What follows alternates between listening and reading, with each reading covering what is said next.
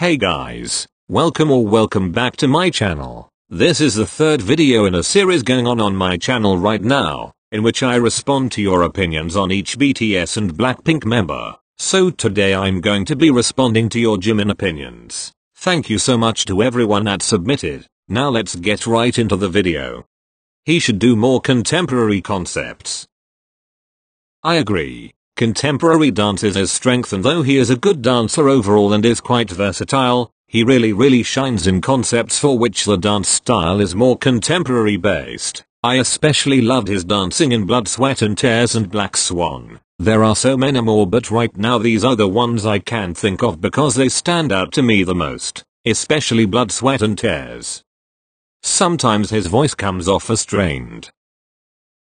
I agree with this opinion. I think when they first debuted, Jimin's comfort zone in terms of his singing voice was much lower than it currently seems, but Big Hit pushed him to sing insanely high notes. Some notes he hits in their older songs like Rain, House of Cards, and Let Me Know are so freaking high that even I struggle to hit them as a female alto. So I think because he was pushed so much to expand his range on the higher side in their earlier years, his vocal cords were impacted in a way that makes his voice sound kind of strained when he attempts insanely high notes now. Still an incredible vocalist though, there's absolutely no denying that.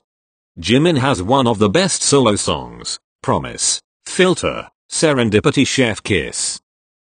I totally agree. Oh my god. I feel like his solo songs are the most versatile in terms of genre, and his voice suits so many different concepts. It's incredible. There's literally a Jimin solo song for every single mood. We stan a versatile king. Jimin's songs are the best. I mean, if ex-member of BTS releases a song, when you hear it, you can just say this is so X's style. But that is not the case with Jimin's songs. His voice fits every genre, and his songs are very entertaining to listen. Exactly, just like I said in response to the previous opinion, Jimin has an incredibly versatile voice. It can be soothing, calming, intense, sexy, strong, etc. You name it and there's a song with it. It's literally like a kid in a candy shop situation when you want to listen to his solo songs. Nothing to say about Jimin other than like I will protect you from Ollie London. Mayo, this literally made me laugh so hard. I will join you in protecting Jimin from Ollie London with everything I have. Though we do know Jimin is strong as hell and can fight a bitch. But on a serious note, imagine knowing that there's a grown-ass adult out there spending hundreds of thousands of dollars to get surgery to look like you, married a cardboard cutout of you, and is claiming to be your ethnicity when they're far from it, and so much more I don't even know and I don't want to know. Like, just imagine knowing that someone out there is obsessed with you to that extent. That's some next level creepy ass shit. It literally makes me physically sick, LMAO, so I avoid all Ollie London related content on the internet like the plague. Honestly, Big Hit needs to sue him or something, because what the actual fuck. His vocals are so amazing. Jimin is an angel we don't deserve. Second member with the best solos. Period. Jimin is a pure soul with angelic vocals. I really don't have much more to say about that, lol. I prefer Jimin's vocals than JK's. JK is good, but I don't really feel the vibe by DK, if it makes sense.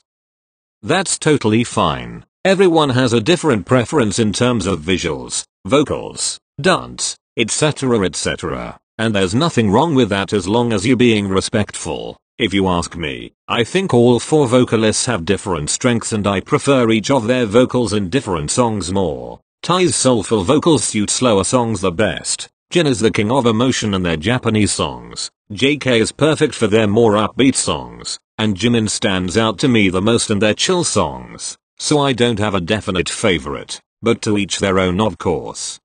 I don't think he is as powerful with dancing to hip hop. In Mic Drop his moves felt weird, whereas in Black Swan he killed it.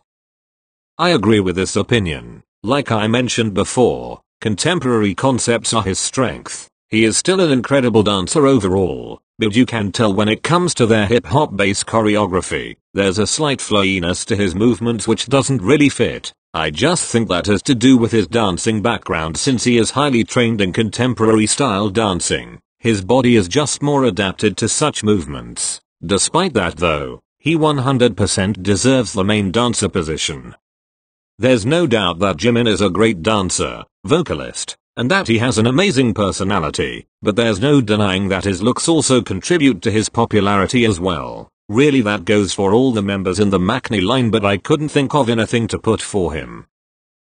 I completely agree with this opinion. He is incredibly talented and his talents do get appreciated and recognized, but his visual is incredible as well, and you can't deny that it plays a major role in his popularity. He has very unique visuals, and though he doesn't exactly fit Korean beauty standards, his visuals are quite magnetic and appealing to literally everyone, whether it be South Korean or international fans. His aura is just so charming and captivating, it's pretty much impossible to ignore his visuals and not be drawn to him by them. So yeah. Not really about Jimin, but about his stans. I feel like some of his stans are a little too overprotective of him. I know that he dealt with depression and a severe eating disorder, but that does not mean you have to bring the claws out at any comment that is not wholeheartedly praising him. Some comments will literally just be he needs to work on his technique more so he doesn't strain his voice. Constructive criticism, and they will full out WWE attack them, and it's low-key scary. I know not only Jimin stans or even ARMY do this, but still.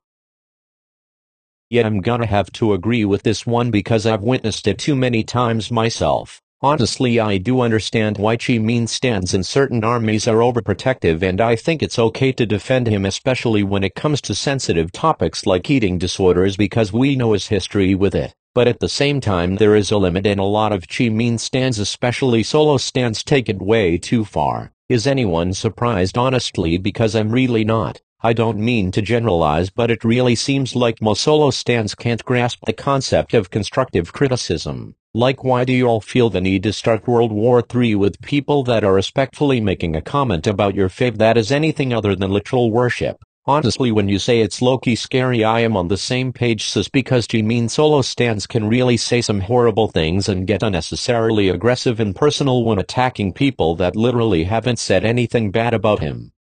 Just BC Jimin is flirty and breaks gender norms doesn't mean he's a femboy. I don't get why so many people think he's a femboy and start to disrespect him because of that.